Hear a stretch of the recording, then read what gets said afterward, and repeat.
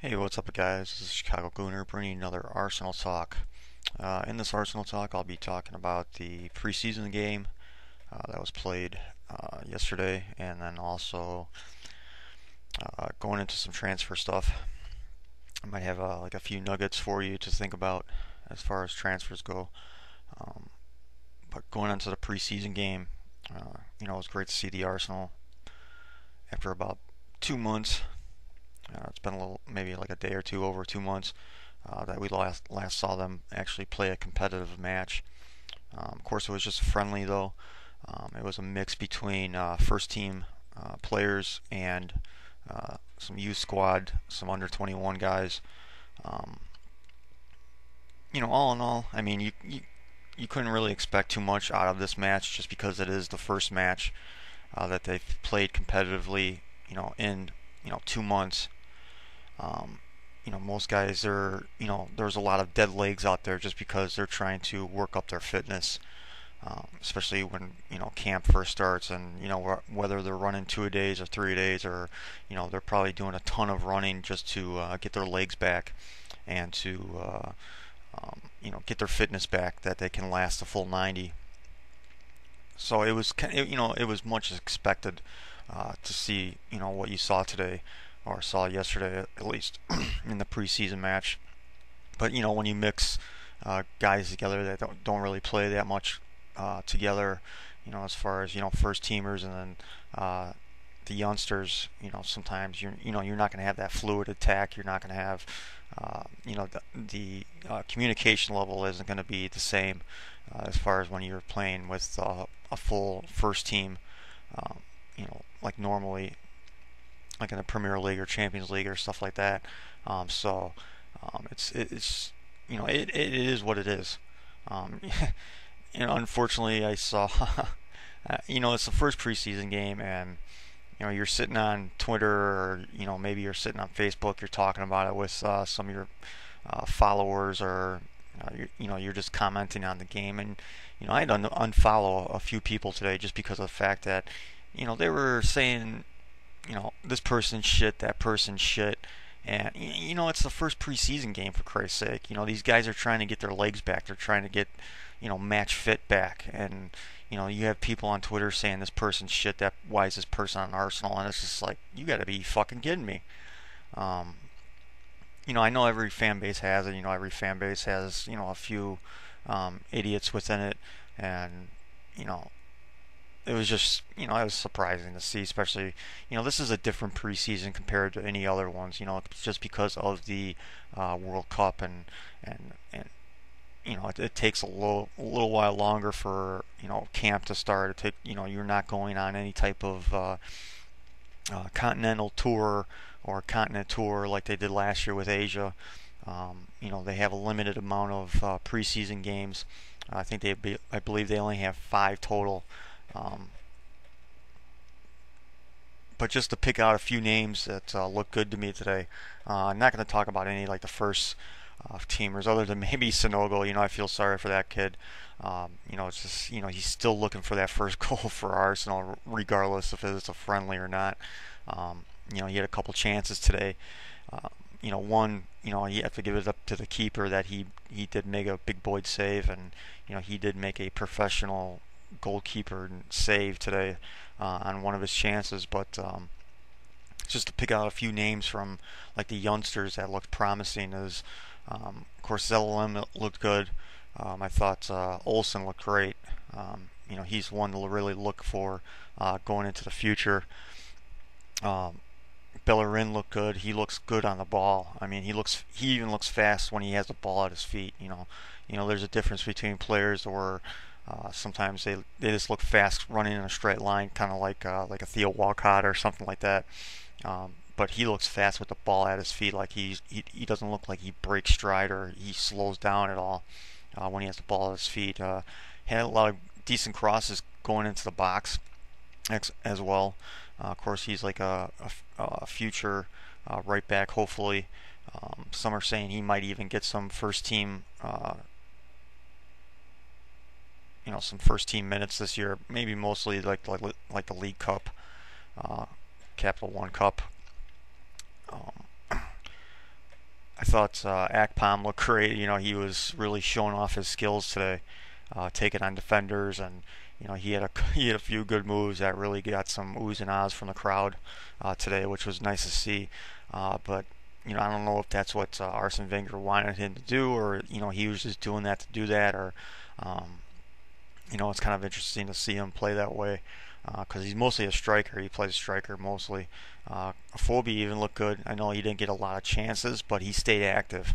He was really active to where sometimes he even came into the midfield to get part of, to get a touch on the ball or to kind of like secure possession and he knocked home the PK near the end of the game that he got for himself. He got pushed into the basically got pushed into the goal on a set piece, and or was it a set piece? I don't know if it was. I can't remember now if it was a set piece or not. But he got a PK for himself, knocked it home. But I was kind of impressed by him to where he stayed active to where even though he didn't have that many chances, any like good chances, but all in all, I thought the second half was a lot better than like the first half. Maybe it was because of the, maybe the players. You had, a couple veterans out there, a few veterans out there, obviously with Rosicky and then Diaby and then Flamini, really helping out the youngsters and keeping possession and attacking and getting some type of final ball into the box or trying to get a shot on target or something. But all in all, it is what it is. It's not it's nothing to really write home about, or it's just it's the first preseason game. It is what it is. And I kind of caution, I stress caution to Arsenal fans because this is just, unlike any other year. Like I said, they're usually going out on some type of a continent tour, like an Asian tour or whatever, wherever they decide to go for the summer to go along with their preseason. And they play a lot more games than they are playing, or they are going to play right now. I mean, the only preseason game that really matters, in my opinion, out of the five is basically like, of course, the Community Shield against Manchester City on August 10th. And then 6 days after that is when the season first opens against Crystal Palace on August 16th. But, I really stress caution to Arsenal fans. Even when the season first starts, with the first week or two of the season, you're not going to see these guys, hit the ground running, especially the guys who have been in the World Cup. The Germans aren't due back to Arsenal until I believe either August 1st or 2nd. I think that's when they're due back because they deserve, the most, or at least as much rest as possible because they lasted the longest in the World Cup. I think of course the French they lasted until the quarters, and then Sanchez he lasted until the round of 16. So I would expect him to come back.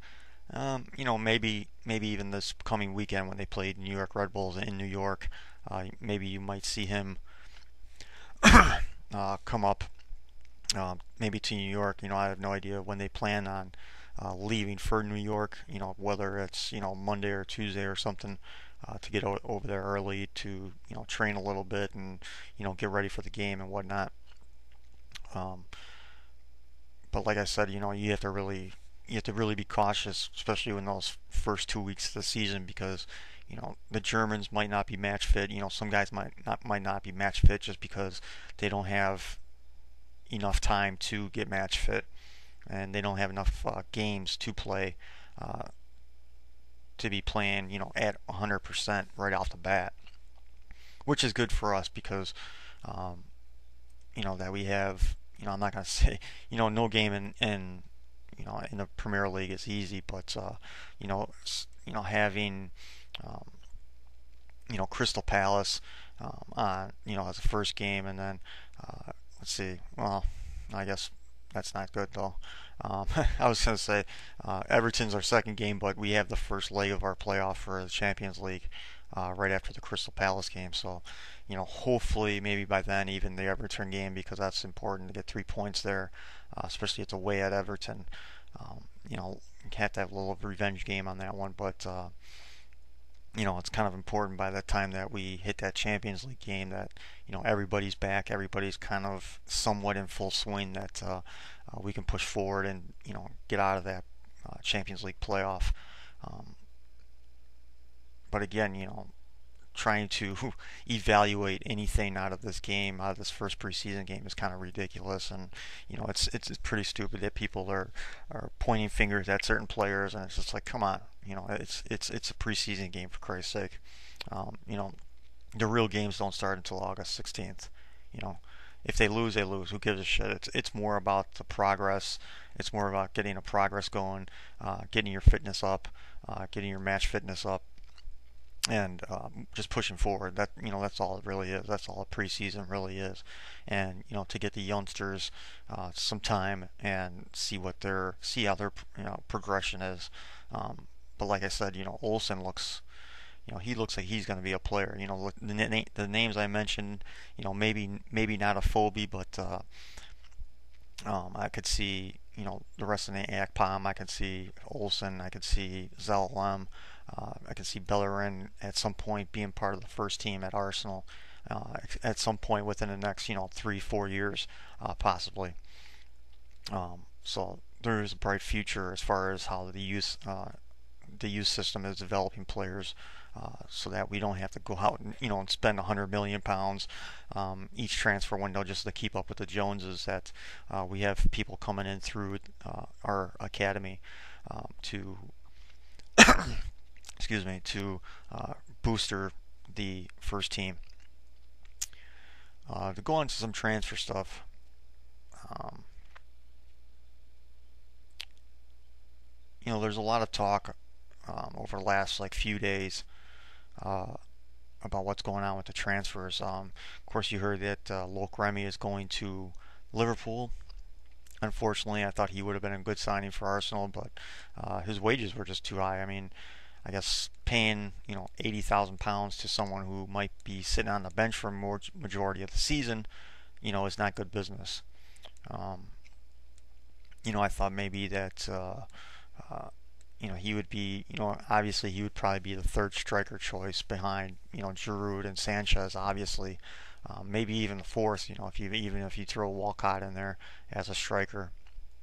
Um, but it's kind of weird to see that.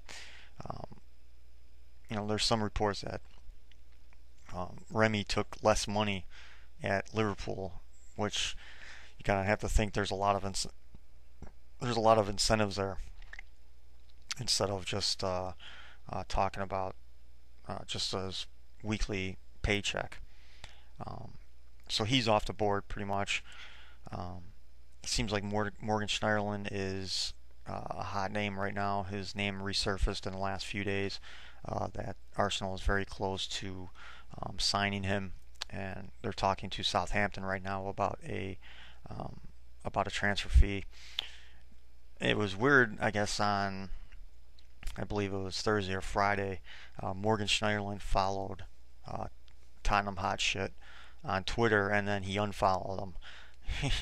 You know, I don't know if that was because of his former managers there. I don't know if they're in for him. Um, who knows? Maybe he's coming to Arsenal and he just felt like, you know, pulling the joke on him a little bit. You know, who knows? But you know, he's the hot name right now, and it seems like that might get done. You know, of course, his name was in the Alexis Sanchez tweet that was tweeted, you know, what was it, about like 4 weeks ago now, that he was coming to Arsenal along with Alexis Sanchez. So there's that out there.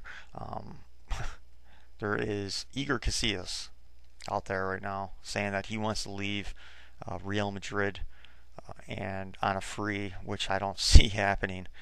Um, so he could join Arsenal, which, you know, it just doesn't make any. That just doesn't. You know, if you saw him in the World Cup, if you saw him in, you know, the Champions League final, you know, you know, he's been sitting on the bench for a reason. He just does not look like the same goalkeeper he was 2 years ago, 3 years ago at all. He just doesn't look like he's interested. And honestly, if he comes to Arsenal, he's going to be sitting on the bench even more because at least when Chesney gets in there, he wants it. He wants to be that number one goalkeeper, and I don't think Igor Casillas will challenge him. This is kind of like a regurgitating story from even last summer. I know we were linked to Igor Casillas a few times last summer, and it seems like the media is kind of regurgitating some stories from last year now because they're just lost. There is lost as Arsenal fans right now of what's really going on in the transfer market for Arsenal. Because there seems like there's some things going on that we can't put our finger on. Luis Gustavo, that's another name that keeps on regurgitating for some reason, and um, I think that's all media driven from last year. I think they're trying to, they're conjuring up some stories from because they're just out of ideas right now. Because we already signed Alexis Sanchez, we already signed Debuchy, so now they're trying to figure out um, what's going on with Arsenal in the transfer market because it seems like they're keeping more of a tight knit um, for information right now. Um, because there's a lot of different things going on as far as transfers go. Kieran Gibbs's former agent, came out a couple days ago and said Arsenal is on. Arsenal is very close for making a huge signing. Now there's a bunch of different ways you can take this. Um, my definition of a huge signing, it might be different from Gibbs's agent. It might be different from what Arsenal thinks is a huge signing. Um, my definition of a huge signing is a world class player, a borderline world class player, maybe like a top 100 player. That would be a huge signing. I wouldn't classify Morgan Schneiderlin as a huge signing, but Arsenal might classify that as a huge signing because we haven't had a classic DM at Arsenal for a very long time. A very classic uh, DM, which Morgan Schneiderlin is. He's not like a Kadira or a you could even say like an Alex Sonda where they bombed forward a lot. They were mostly a center midfielder. Mikel Arteta is the same way, to where he's a center midfielder where he likes to bomb forward a lot. To where Schneiderlin is more of I'm just gonna hang back. I know my role. I'm not gonna waver from my role. I'm not gonna bomb forward when it doesn't need it. Um, so what's the definition for Arsenal for a huge signing? Is a Morgan Schneiderlin a huge signing for them? It might be. Because it sounds like it's going to be, Arsenal want to pay something like £15 million. The valuation from Southampton is £18 million. I think they'll probably meet somewhere in the middle. I think it'll probably be closer to maybe like a £17 million deal than it would be like 16. Of course, in one of my other episodes, I said a Southampton fan that was in the know said that that Schneiderlin is on his way to Arsenal, and that they're just trying to come to agreement on a fee. Because it's obvious that Schneiderlin has come out over the last month saying that he would like to leave and he would like to play in Champions League. That seems like to be a common theme for players, and that's what they want. Luke Remy said the same thing when he leaving QPR. He said he wants to play in the Champions League, which chances are he probably won't be playing in Champions League even with Liverpool. He might be coming in as a sub, but Sturridge is the first choice striker there now since the biter is gone. But the definition of a huge signing. And then you have some other people that are in the know as far as Arsenal goes, that have contacts within Arsenal, that talk to people within Arsenal, and they give them a little tidbits of information of what they're doing in the transfer market, who they're going after. Of course they don't really reveal names because then their source inside of Arsenal will just stop telling them information. They might release a name or something a day or two before the transfer actually happens to get Arsenal fans excited. But some of these people are kind of like mirroring the same information that one person even was at the he was at the Ivan Gazidis kind of support group. Um, it was for supporters, media, mostly supporters though. Yeah, Ivan Gazidis was asked questions from supporters and about the season, of course, right after the FA Cup, and talking about the transfer market and talking about the future of the club. And some people were told there that Arsenal's going to have a big summer. Recently, the same person said he went to the kit launch, and he was told by someone in Arsenal that they already signed Alexis Sanchez that day. He said that Debuchy and another forward will be coming to Arsenal in this week. Okay, there's only one day left in a week. There's only Sunday left, so there's something coming. They're saying it's a forward. I think maybe the person possibly thought that it was going to be Remy, but they just couldn't work out the wages. So is that the forward they're talking about? I don't know. And of course, the same person is kind of mirroring what some other people are saying, is that there's two more big signings that are going to happen, and Schneiderlin's not one of them. Schneiderlin isn't considered a huge signing. They said it's going to be big names. That's going to be, of course, it's the same thing as far as huge signings go. Big names, huge signings, they mean world-class players. They mean borderline world-class players. I would imagine that one of them is Sami Khedira. The more you kind of think about it, Sami Khedira doesn't have many options right now since Toni Kroos has joined Real Madrid. It also seems that if James Rodriguez joins Real Madrid, Khedira might be the odd man out a little bit. And also, when you kind of think about it this way, that for Sami Khedira, he is best friends with Mesut Ozil. I know all the kind of crap. Well, he'll bring the best out of Ozil, and it's like, I don't believe in that stuff, but it'll help him along a lot better. It'll help him, get settled in a little bit better. It'll, since they are friends, it'll give him another outlet to go to. When the media is coming down on him, maybe he's having a bad game or something. Maybe Khedira can be that pep up. He can give him a pep talk to get him out of his funk or whatever. So I think Khedira would be one of those names because his name keeps on, coming out. Arsene Wenger said today that he's not done. He's not done in the transfer market. There's still a lot left to go. The window, is still open for another month and a half, and there's a lot more that needs to be done. I've been brainstorming too for this last day and a half of trying to think who could possibly be coming. I was throwing names out there, and some of them make sense, some of them don't make sense. Of course, this person that said a forward is coming near the end of the week. Of course, that doesn't make any sense because there's no real forwards out there that have any type of huge signing markings on them. Of course, to bring up his name again, Mario Balotelli, he was in London this week. He had a picture taken of him in front of like the Arsenal picture with the Mikel Arteta, Santi, and Giroud photo in front of the new Puma shop in London this past week. I know there's a lot of conspiracy theories that he's trying to work out a deal. He might be working out his medical.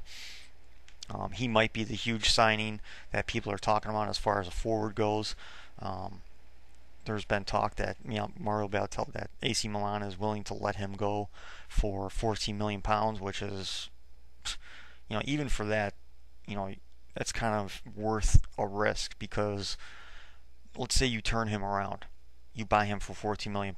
Let's say you turn him around. He turns over another leaf, and he just produces, and he scores 30 plus goals for the next 2 or 3 seasons. You can then dump him for 40, 50 million pounds later on. So it might be a good business decision, but at the same time, you're kind of like, his ego might get in the way. Will he like sitting on the bench and waiting for his turn? Um, of course, when he puts it all together, if you look at his skills, you look at his talent, of course, I rate him higher than Giroud. He's better than Giroud. If he just puts it all together, if he just puts his anger management issues to the side and just plays football, he could be one of the best strikers in the world. He has all the talent in the world, I think, to be one of those guys. So, is he the possible forward that they're talking about? Maybe. I was thinking about Karim Benzema, but that's a no-go because he's signing a new deal with Real Madrid. Edison Cavani, his name's been popping up a lot over the last week, that he might be going to a Premier League side. See, this one doesn't make any sense to me either, because if Arsenal wasn't ready to pay the 55 million euros that PSG paid for him last year, why would they turn around and pay 62 million euros that PSG wants now? Doesn't make any sense to me.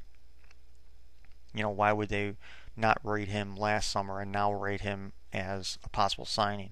Just doesn't make any sense to me. But it is a possibility. PSG is they're in a bad position right now. I don't know what their people are doing over there. I don't know what they're thinking, especially with that David Luiz signing him for £50 million when they're up against the FFP right now. And because of that, they have to sell players because Di Maria wants to go there. That was another name that I thought of. Is that a possibility? It is a possibility if you're playing Sanchez up front all the time, because then you can play Di Maria on the left and then of course Dion on the right. And then you can interchange throughout the season, of course, too, with Sanchez, with the Ox and Santi and everything like that. But of course, he wants to go to PSG because a lot of Real Madrid fans are saying that he wants to be the man. Um, the man and Di Maria just doesn't fit into the same sentence, in my opinion, because I don't think he can be the man. You kind of saw that in the World Cup, to where he wasn't really a difference maker.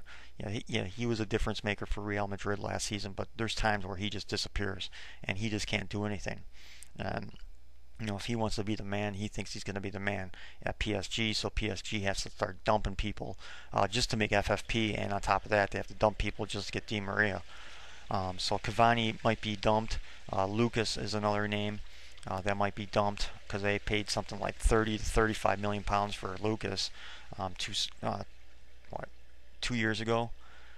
So they're trying to dump people right now to make up for FFP and to get Di Maria into the side.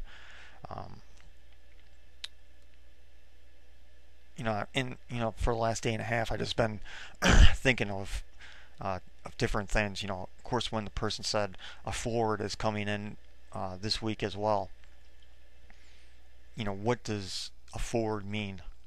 Does it mean a center forward? Does it mean a striker? Does it mean a winger? If you go on Arsenal.com, it's they classify their goalkeepers, defenders, midfielders, and forwards. They don't classify Theo Walcott or the Ox or anything as wingers. They just classify them as forwards. So does that mean it's a winger? The only name that came up that I could really think of that could be a possibility is Antoine Griezmann. He played a little bit striker with Real Sociedad. Of course, he was mainly a left winger, and that's about the only name that we've been really linked with. Early in the transfer window, we were linked with him with a possible move. But maybe that was media driven because of all the talks between Arsenal and Real Sociedad for Vela. But it is a possibility because his name is surfacing that the scumbags down the street are looking to buy him from Real Sociedad. But it's a possibility because you can classify him as a forward winger. But then again, if you're playing Sanchez up front most of the time, then it would make sense to go after a guy like Griezmann to shore up that left side, to shore up the left wing. But that was about maybe the only other name that I could come up with that makes any sense as far as saying a big or two big names or two huge signings. Of course, the Khedira signing would be huge because we need that, But signing Khedira and Schneiderlin would I'm not understanding it. Of course, we're getting younger at the position, obviously. You would think then that Mikel Arteta would be a backup for Ramsey and Wilshere. You would think, and also provide cover for Schneiderlin and Kadira. Of course, Flamini would be only cover for Kadira and Schneiderlin and Arteta. But then it's like, where do you put Diaby at? That's another name that you got to really think about this year too. That he's coming back finally. If we can get about like 25 games out of that guy, whether it be a few starts here and there, or even just subbing in. The guy is just quality. He's a great player. It's a shame throughout his career for all the injuries that he's had, because he is a great player. He's definitely quality. He's definitely, I wish, that's a guy that you kind of wish that, that never got hurt, because you could never really see his full potential. But it just doesn't, some of these names that are, saying that we're going to sign Schneiderlin and Kadira, it just I don't know what they're trying to do. I don't know if they're turning the page on some of these guys, because they are getting older. Maybe they're trying to make Arteta more into a squad player, to where he's there just to be a leader. In training, keep the guys pepped up and full of energy, and providing assistance to maybe some of the younger players, of how to be professional, and how to prepare yourself for a season, or a grind of a season. Other transfer news too, Thomas Vermaelen seems like he is on his way out. Arsene Wenger said today after the preseason game that if Thomas wants to leave, then he'll go out and sign another center half. Of course, it's concerning because we are selling him to a rival, obviously, with Manchester United. Obviously, he will make Manchester United better, because Smalling. I talked about in my last episode that they're trying to get Smalling back in the deal, but Vermaelen TV5 is he's just better than Jones and Smalling. He'll provide more cover for them defensively, because their back four last year was just like a shit show. And unless they played Arsenal, that was the only time that they actually played well throughout their whole season last year, is when they played Arsenal, which pisses me off. But it seems like he is on his way out, because you still have not heard anything from Thomas Vermaelen at all. About if he wants to stay, if he wants to go, if he wants to fight for his position. If he wants to go, go. That's all I can really say about that. He is a club captain. He'll be like, 3 club captains in the last 4 or 5 years that have left the club. Of course, there's talk of who would you make captain after that? Mertesacker would be a good one. Possibly Aaron Ramsey. Possibly, because he's been, he seems like more of the cool, calm type, to where he won't be yelling and screaming a lot. But Mertesacker is probably the lead target as far as captaincy goes. If Vermaelen leaves, one name that's been popping up for a possible replacement is Winston Reid. Winston Reid is, I rate him pretty good. He's a pretty good guy. He's a pretty good player. He's good in the air. He's good on set pieces. He really works hard, and I know that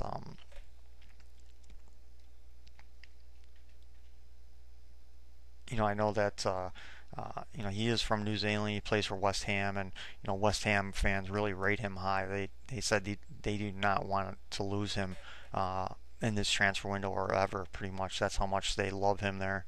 And that's one name that's been out there. I almost think that too, that they might be going after another younger center half too as well. I think they need to bring in not only one to make up for the TV5 leaving, but I think they need another younger one to come in. Not to say that he will get any type of playing time, but just to bring him in to get the experience, have him play with, if he's 21 and under, hopefully, you can play with the reserves, you can play with the under 21s throughout the season, just to get him games and get him minutes, much like Serge Gnabry did last season. When he wasn't playing with the first team, he was playing with the under 21s. It kept him fit. It kept him going. It kept him getting him experience and confidence as well. So I think bringing in a younger center half would be ideal, especially in this transfer window. Um, but again, going back to like the two huge signings that are coming. I'm just trying to, I'm still trying to, this is boggling my mind for the last like day and a half, 2 days of trying to think of, what names make sense, what names that are we linked with. Um, you almost have to think too that it might be another Ozil type signing, and what I mean by that is we didn't know about Mesut Ozil coming to Arsenal until it happened, until about 2 or 3 days that when it happened. I mean, the news finally broke right after the Spurs game, right after the North London derby. That's when the news finally broke, and of course 2 days later the window slammed shut with us getting Mesut Ozil. But no one knew about that deal. No one knew about that deal. Not even Real Madrid fans knew about that deal. No one even in the Spanish media was even uh, writing newspaper articles about it or saying we're linked with this player, that player. Nothing was talked about. So you almost got to think: is there another that type of deal on the table? Is this another deal that might take all the way until the last day? Who could that player beat? I mean, that you can just, I've been going crazy, or like I said, over the last 2 days, just trying to think of names of who's a possibility of possibly leaving their club. Who's a huge name that might be leaving their club, and I just can't come up with too many of them. I'm running through all the leagues, I'm running through all the top teams, and just trying to, Marco Royce is supposed to be is in the news, and I don't believe that one because I think his release clause activates next summer, not this summer. He has a release clause that's supposed to be for 45 million euros for Dortmund, but I don't believe that will even make next summer. To be honest with you, I think Dortmund will re-sign him sometime in this season so they can do away with his release clause, because I'm pretty sure that there's going to be about 5 or 6 teams knocking on the Dortmund's door saying that we want Marco Reus coming to our club for 45 million euros. I mean, that's a pretty good bargain for him. But again, I've been trying to think of names and just nothing really makes a whole lot of sense to me.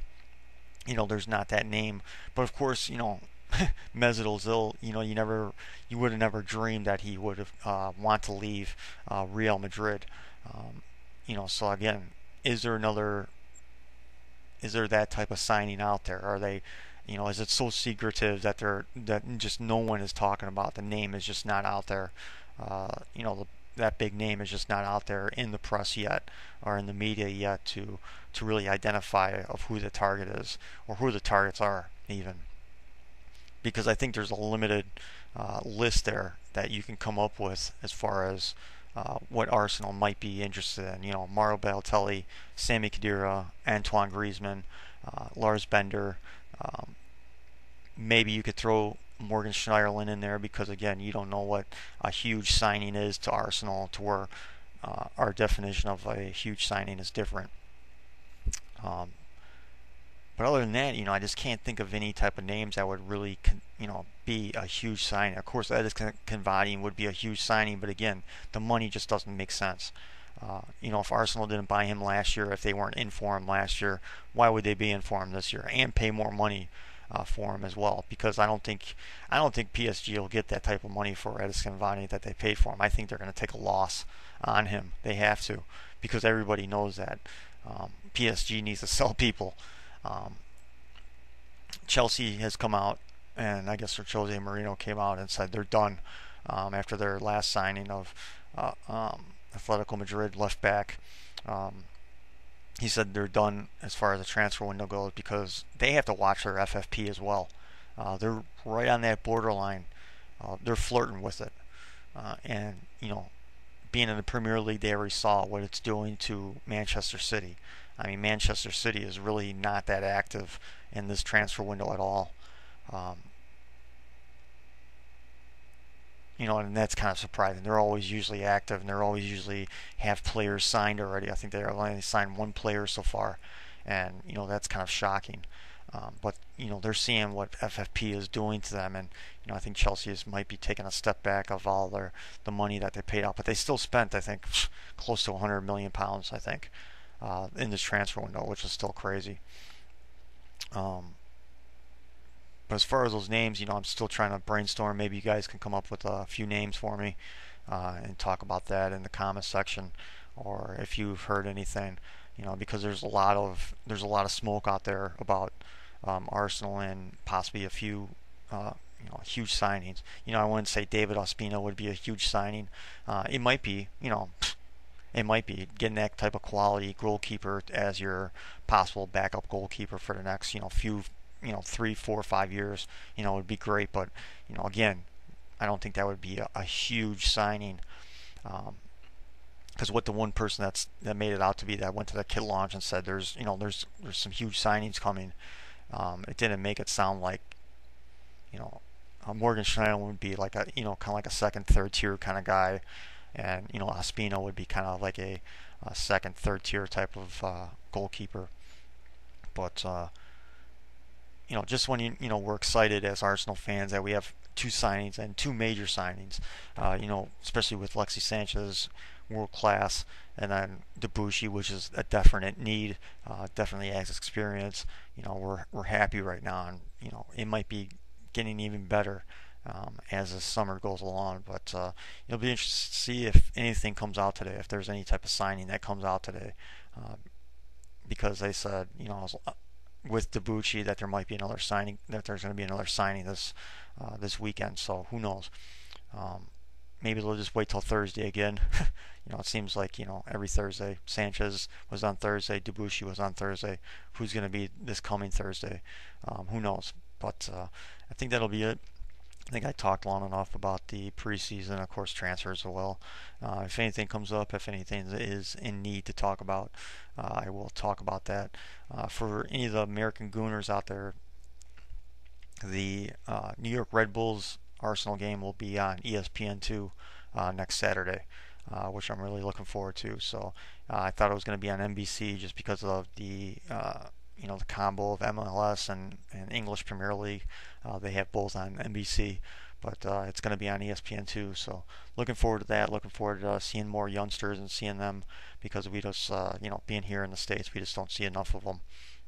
And we don't have the luxury of seeing enough of them, so it's nice to see watching those guys kind of develop like right in front of your eyes and stuff. So, but that'll be it, and I will talk to you guys later.